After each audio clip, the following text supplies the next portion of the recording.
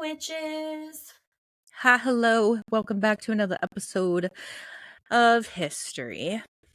History. Still working our way through Witchcraft, A History in 13 Trials by Marion Gibson. So we're on chapter 5 of this book, right? And chapter 5, was the last one where we were in the United States, right? Yeah, we were at Salem. We are not in this one. We are back in England. Woo! This Brexit, is 1776. honestly, this one is in the 1600s. But the title of this chapter is The Trial of Bess Clarke, Disability and Demonic Families in the English Civil War. So this one was interesting. It's been a few days since I read it, but I've got my highlights going. So this is 20 years after Joan Wright's Virginia ordeal. We're back in England, and the Protestants on the East Coast are in the middle of a civil war. England is in the middle of a civil war. And this civil war is going to end with the execution of King Charles I. And during that, it's like they refer to it as national trauma. People are, which, I mean, I don't know where you're from listening to this, but people in the United States might be able to relate to that. Because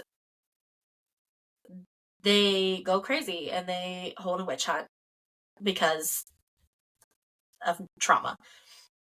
There are dozens of people that are executed in these witch hunts. And a lot of them don't even have, like, we don't even know. There's no record of their names anywhere. Unlike the previous ones where we had the demonologists and everything, like, really professional witch hunters, these ones are amateurs. They are lower level church and state officials joined by enthusiastic citizens.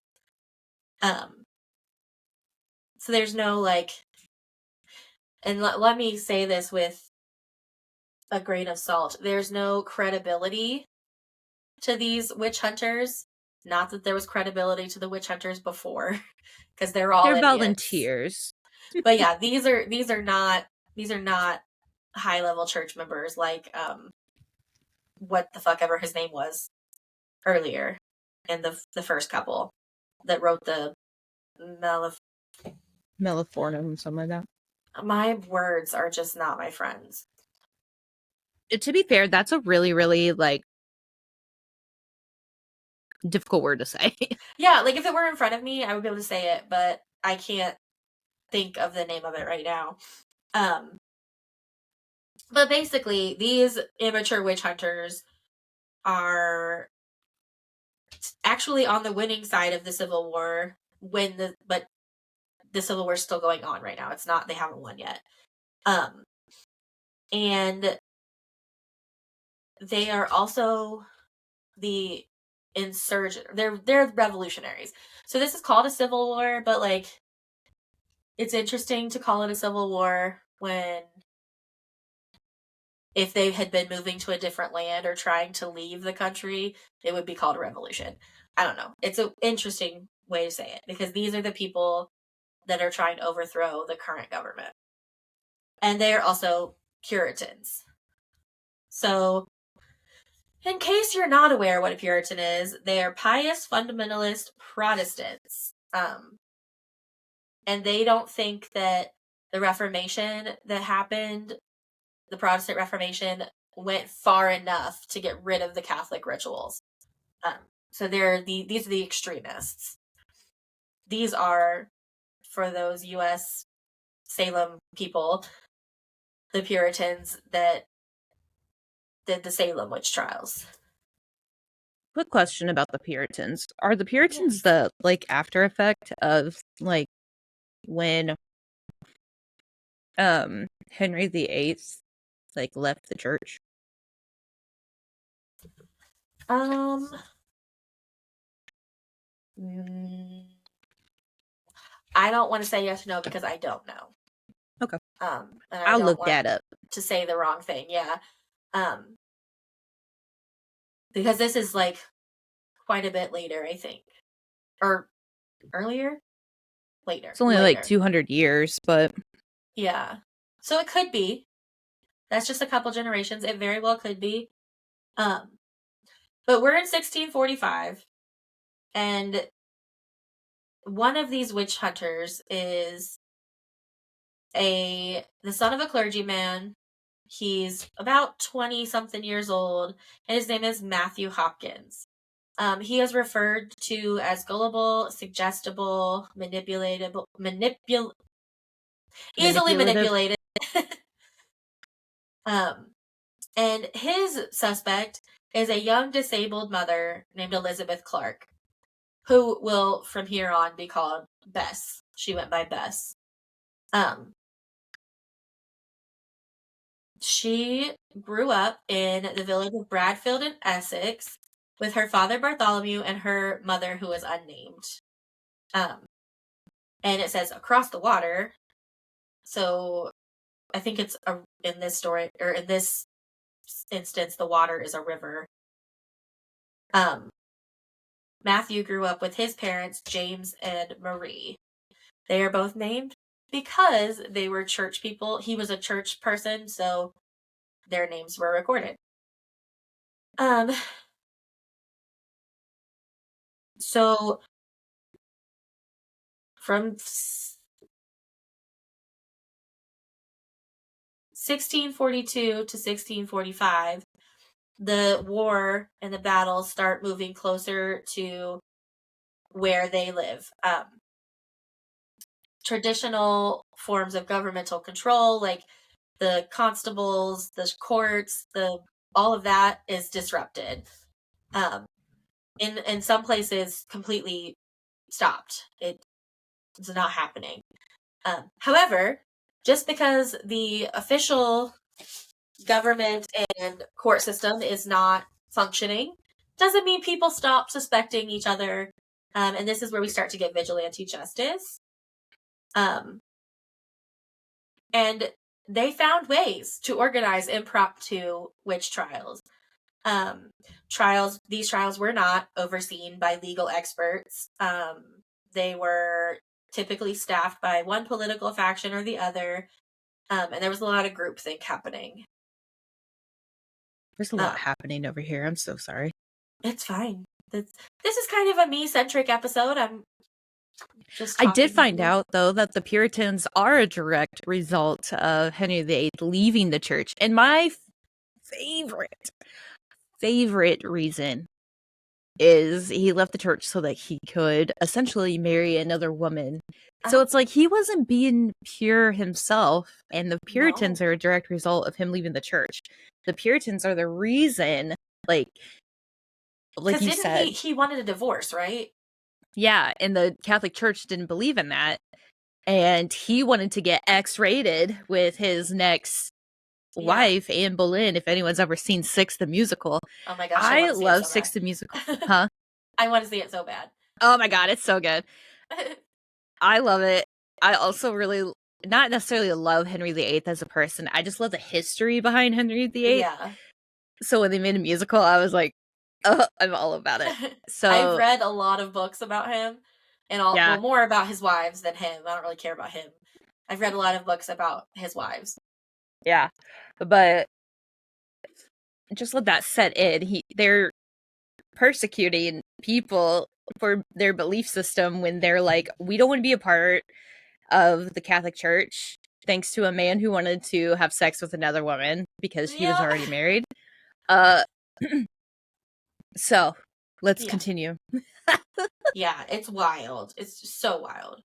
So, okay, so we're setting up impromptu courts that have no um Legal bounding anything. yeah, no checks and balances, no nothing to reel them Real. real Jesus Christ, nothing to reel them in. I say Jesus Christ a lot for For someone who someone who doesn't believe the Bible. I mean, I believe he existed, like the human Jesus Christ, but I don't think that he was the Son of God. Anyway, that's a side quest that we don't have time for right now. So Matthew Hopkins is one of those people, kind of similar to Alexander Hamilton, who is like, all this like war, strife, all this madness is happening. Let me capitalize on that. So he's educated. He was already like destined to have a decent career, and his like family situation made him fortunate that he did not have a need to become a soldier when the war began. So basically, he's a privileged dude who didn't need for anything, but he's kind of like, in all the stories you hear about the younger son, because he also has no um, power. He doesn't have any kind of political or financial power. Then the government collapses, right, in 1642, and he definitely has no power. Like, any future that he had guaranteed is now even less likely. And the other thing about Matthew is that he's a very anxious kid. He frequently imagines himself the victim. He's a typical mediocre white male. Listen, But as long as you have the confidence of a mediocre white man, you could be a mediocre white man. yeah, and he does. So here we go. There's also some evidence that he may have been ill, like physically ill, and didn't know how long he had to live, which contributed to his anxiety and feelings of like, or leanings towards grandeur. Like, he wanted to be remembered, and he was worried he was going to die. So that's also a possibility, but that's not confirmed. So he's in his early 20s, and the community that he lives in now, which is called, it's his stepfather's community, and it's called Manningtree, where him and his mother live. It's full of witches, he says. All these witches. And, he's young. He thinks he's hot shit and super smart, and he decides he's going to make a difference. So this town it's Riverside. They have a lot of traders, sailors, a lot of commerce is happening here. And it's a prosperous town. Like, they're doing good. And this town they don't really care what's going to happen in the war. They don't care really who's going to win. However, they want to stay in favor with the winning side because they are prospering right now. And so they want to stay that way. Matthew's family specifically are also Protestants, and they want their village to not just be known for their commerce, but also for godliness. So Matthew's stepsister, her husband's father, has funded a lot of the rebuilding of a church. Sorry, get my thoughts straight. There's a church, and they rebuild it as a chapel and make it nice. And this is a separate chapel than their official church. And because of that, the Puritan movement can use it for some of their more extreme, I guess, ideas. So he's slowly starting to change some of the ceremonies. Thomas Witham is the name of the person which is Matthew's stepfather, is preaching there. He refuses to wear the Anglican priest's uniform because Puritans consider they think those look too much like the Catholic robes, and so they're like, no, we're not going to wear those. And so the new chapel draws a lot of people because it's new, it's pretty, it's whatever. And among these people is Bess Clarke. And then Thomas Witham leaves this church. And they bring in a new rector. And this is where things start to go kind of sideways. Thomas leaves, Matthew's still here. The balance and the authority is gone, which makes room for Matthew to start raising up his voice. And that is what really makes things go sideways. Matthew creates this group of witch hunters, and they start basically stoking the fire. Like, there's already a war going on, there's already a lot of tension and anxiety, and they're just poking the bear. They're like, hey, what, like, yeah. So formal accusations are first made on March 21st, 1645, when a tailor in Manningtree, whose name is John Rivet, went to see the local magistrates, Sir Harbottle Grimston and Sir Thomas Bowes. Can't make these names up. They're awesome. His name is Sir Harbottle. Okay, Grimston. Sir Harbottle Grimston. If my fish didn't have a name already, I would name him that. Harbottle Grimston. So it's crazy stuff. John Rivet's wife is having fits so violent that John thought them more than merely natural. So seizures. She's having seizures. And that wasn't a commonly known about affliction then. So he took her to visit a cunning woman. And he didn't think of her as a witch. She was an enemy of witches. She could tell him if his wife had been cursed. So she confirmed his fears and said that 2 women had bewitched his wife. One lived on the hill above their house, and one in the town below. Immediately, John is like, I know who's on the one above the hill, because Bess Clarke is the only woman that lives up the hill who's, not normal, or not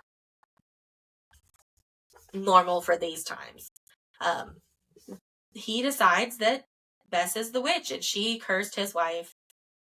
And then events get a little foggy. We're not really sure what exactly happened, but most likely Bess was summoned to be questioned, and a warrant was issued for her arrest. And she was caught at her home and marched off to be questioned by the magistrates.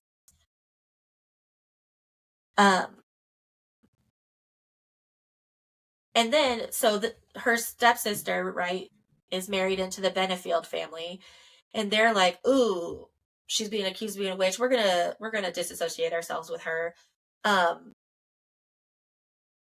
And so John Rivet uses that against her and said, that they being the Benefields, that Elizabeth's mother and some of her other kinsfolk did suffer death for witchcraft and murder. So Elizabeth's mother That's harsh. Well, she was convicted of witchcraft. We're not sure what her name was or what the record of her trial was. That's all been lost. We just know she was Bartholomew Clarke's wife. But most likely, as a child, Bess would have seen her dragged from their home, shoved in a cart, taken away to prison, after which she was tried and killed. So Bess has had a hard life already. And in addition to that, she only has one leg. I'm not really sure why. Maybe she got sick as a child. Yeah, it could have been a congenital disability. It could have been an injury. Most likely at that time, a lot of the times if they got injuries, they they didn't know about infection and stuff like that then, so they wouldn't treat them properly, and then they would get infected, and she probably had to have it cut off. So there's a couple different things that they would do in that time. They would either give her walking sticks, like crutches, or possibly like a wooden leg. And that would be the ideal situation, is if she could get a wooden leg. But even if she had that wooden limb, walking would have been painful. She would have limped badly. And more likely than not, she just had one crutch and hopped herself along, which would make her disability very obvious in a time when being other was a bad thing. They also didn't call disability then. They called it deformity, and they presented that as God's punishment for sin. So she's already got a lot working against her. She's got her mother's legacy. She's got her disability. However, not everybody thinks she's deformed and gross, because in her mid-30s, she has a baby. She's not married. That guy was like, what that mouth do? Not just the mouth, clearly, because she had a baby. Well, it starts with the mouth. Maybe it was the other one. She didn't have, like, a leg to get in the way of things, so, like, easy. I don't know. Listen. I'm not saying she was easy, but... Whatever happened, she had a baby and named her Jane. That was an ugly fucking name. Well, that was her sister's name. Oh. So that's probably why she named her that. Well, I apologize to Jane. R.I.P. But she, is a pious woman. She does believe in the church. And so she takes her baby to be baptized on February 12th, 1643. However, in order to have your baby baptized in that time, you had to name both parents. So she named the baby's father, who is Joseph Applegate, and now he is being forced to pay child support. Apparently that's a thing, even in 1645. So everything about her life right now is making her vulnerable and, like, easy to pick on. She has an illegitimate child. She has a deformity, in their words. She's in poverty. Her family history. She's a hot mess. Because even in today's times, like, all of those things together would be hard to live up to or live past, because people suck. So just 4 days after the accusation against her, Matthew Hopkins also speaks to the magistrates about her. He says that he identified her as one of a group of witches who had awoken him by holding meetings near his house every 6 weeks for several months before making his accusation. He'd overheard strange conversations with and about animals, and he was certain that these were witches' Sabbaths and the animals were familiar spirits. So I don't know where he's getting his information from, but he's telling some fantastic stories. And he also said he had overheard a woman telling her animals to go to Bess Clarke's house. So one of the ways that they would,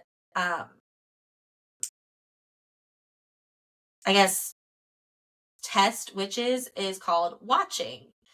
And that is literally what it is. They just watch them to try to catch them in some kind of magic.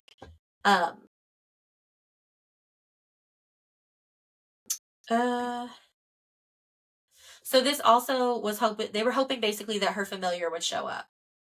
And they had 4 women check her body for demonic marks.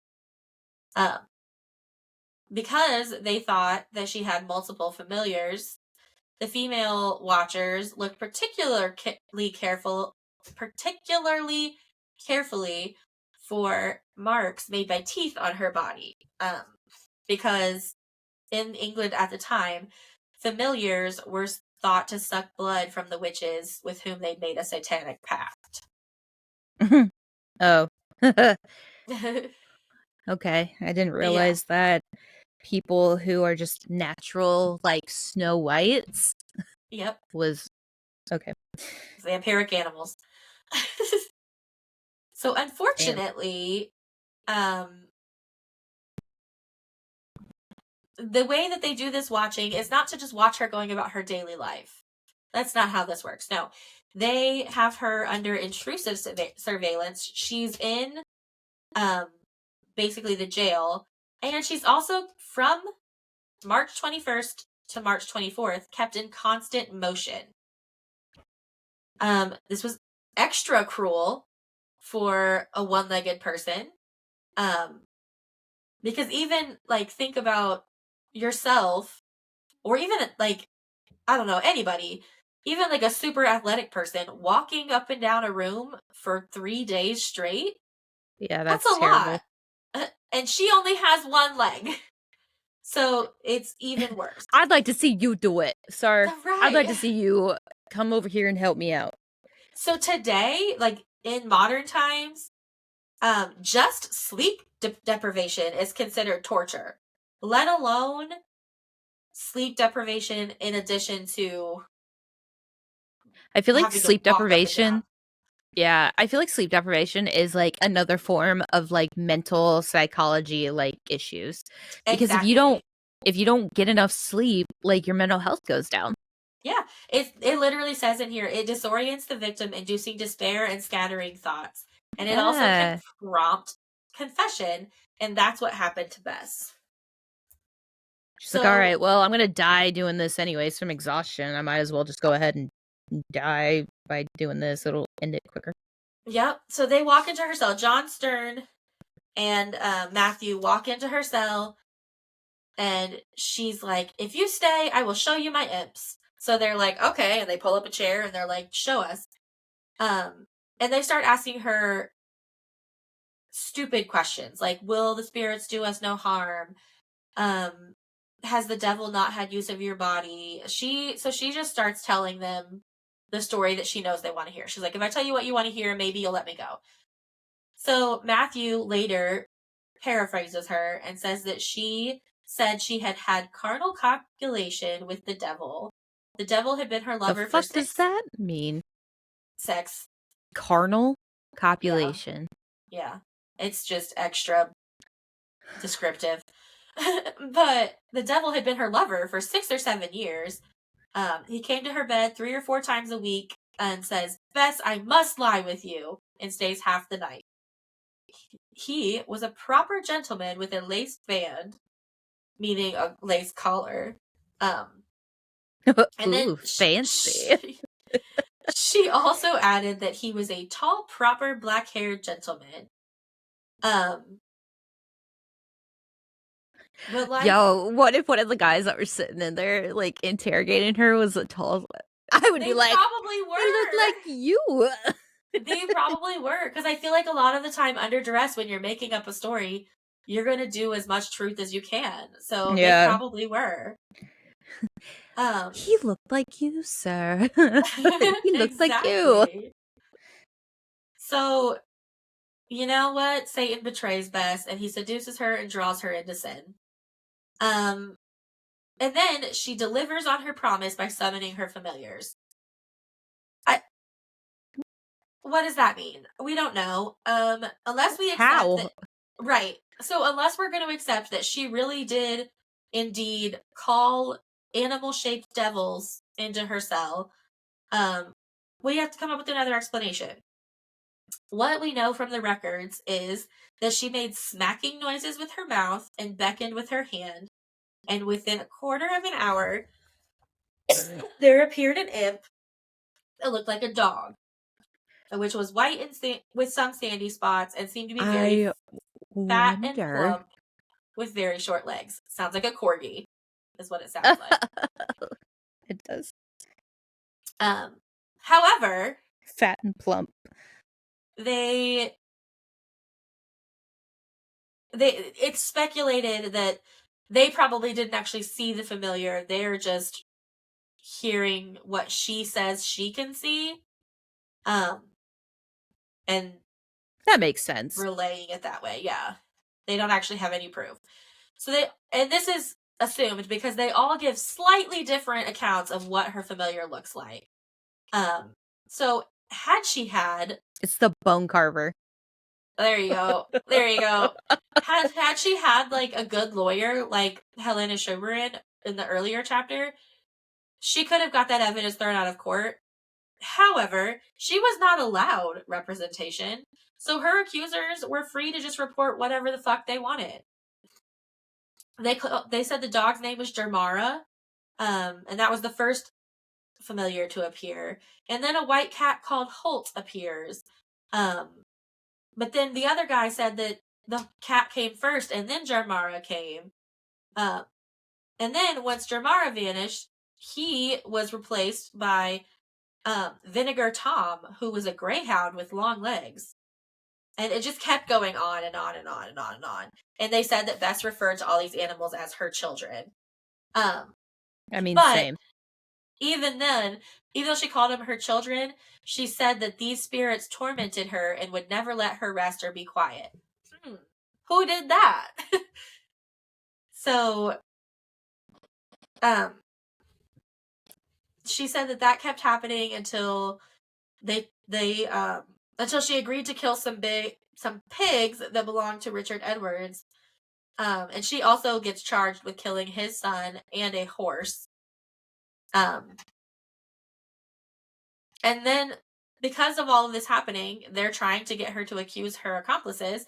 So she accuses Anne West and Anne Leach, which are both widows, and Elizabeth, which is the wife of Edward Goodwin.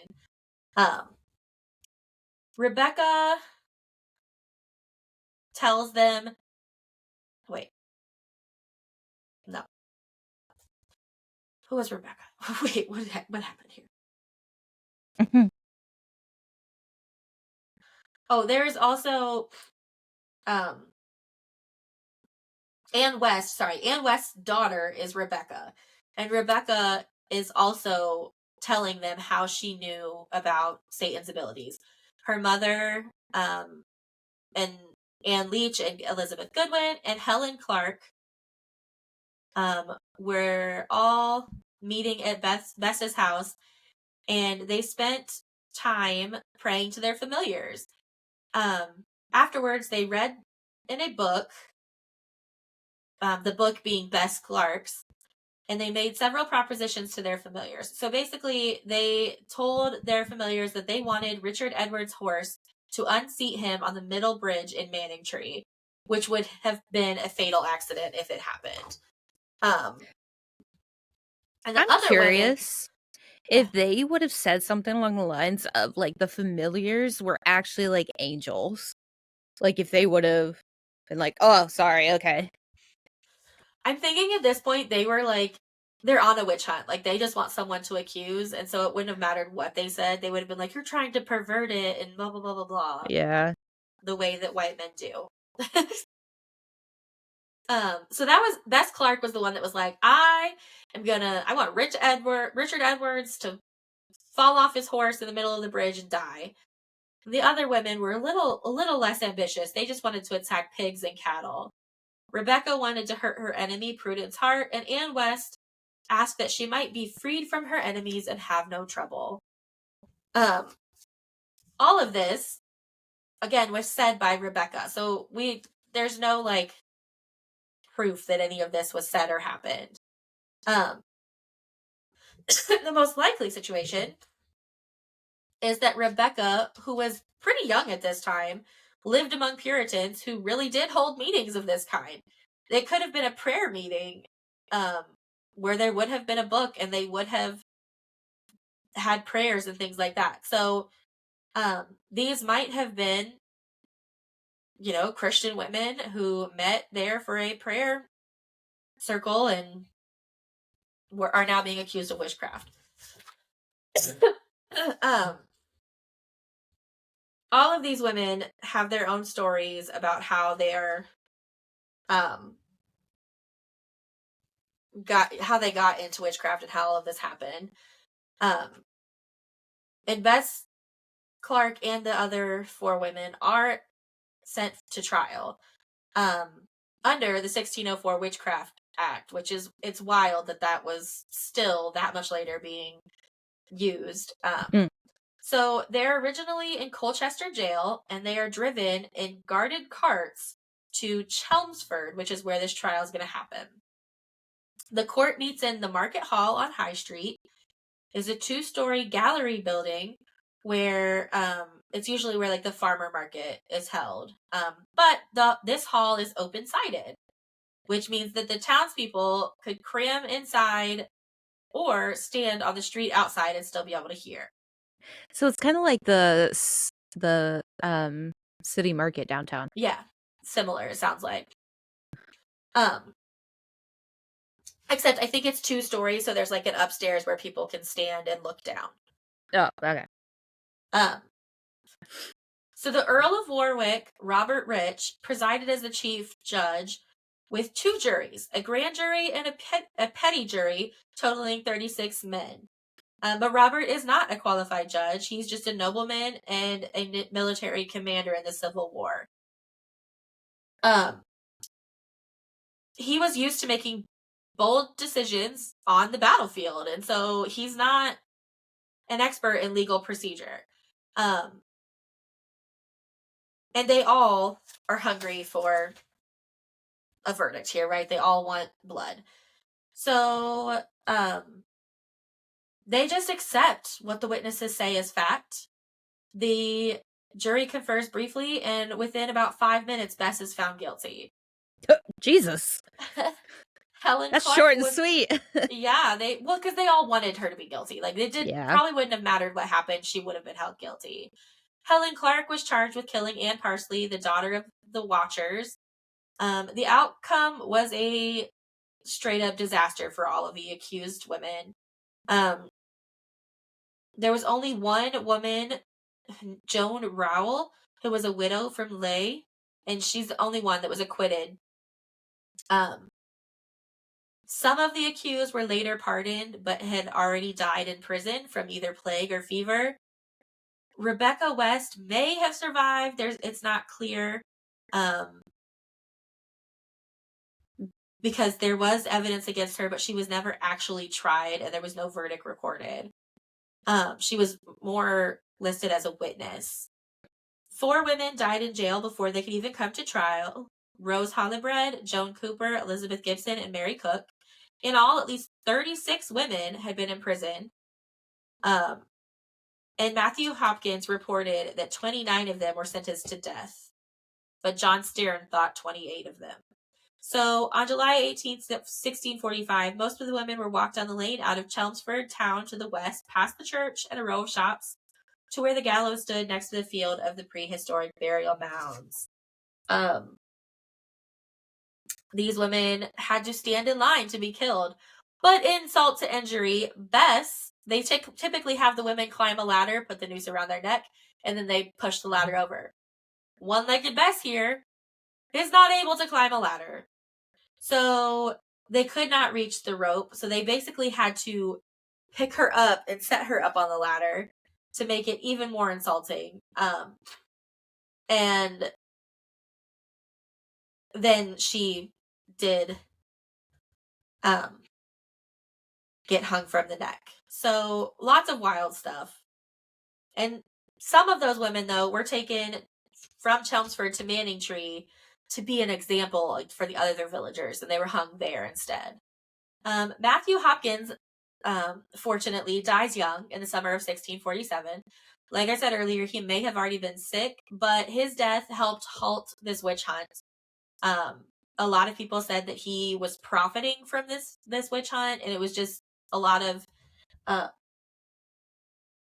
crazy shit. He did admit charging up to 20 shillings for each town that he visited to cover his expenses. And he said that if he found even one witch, that was cheap enough. He also published a 10-page demonology that was described as ugly and peevish. It was it was childish, basically. He did title it though, "The Discovery of Witches." So love that someone has taken back that I name. think I have that. I think I have that book. That is not his book though. There, I have the book, "The Discovery of Witches," And and it's not his. it's got like an old school. You know what? I'll go grab it Okay. after we're finished. Yeah. So he calls himself the Witchfinder General. He calls himself all these things, and basically everyone thinks he's arrogant and needy. Um, so when he died, his stepbrother recorded his burial and described him as the son of Mr. James Hopkins, minister of Wenham. Um, which did not. It is correct, but it did not mention his connection to the Witham family. Um, So a lot of people were like, "Oh shit, we this was too much. Like we did too much here." And they're kind of regretting what's happened. And so John Steer now is like, "Oh fuck, am I gonna get sued? I better write another demonology in self defense." Which he just looked like an idiot because of that, made it worse. So this really slowed down witchcraft in England, but it did not end it. Um, because once again, these printed books spread demonology. They learn new facts about witches from these books, and it's just overall um, giving like common people the ability to do an experimental investigation. And the most famous experimenters happen to live in Salem, the in the colony of Massachusetts. Um, so the next chapter, we are going to Salem, and we are going to talk mainly about Tituba, but um, we're going to be in Salem, so that'll be interesting and exciting. Ooh, I okay. know, yeah. So Well, that is the history lesson for this week. cool. Until next time. Bye.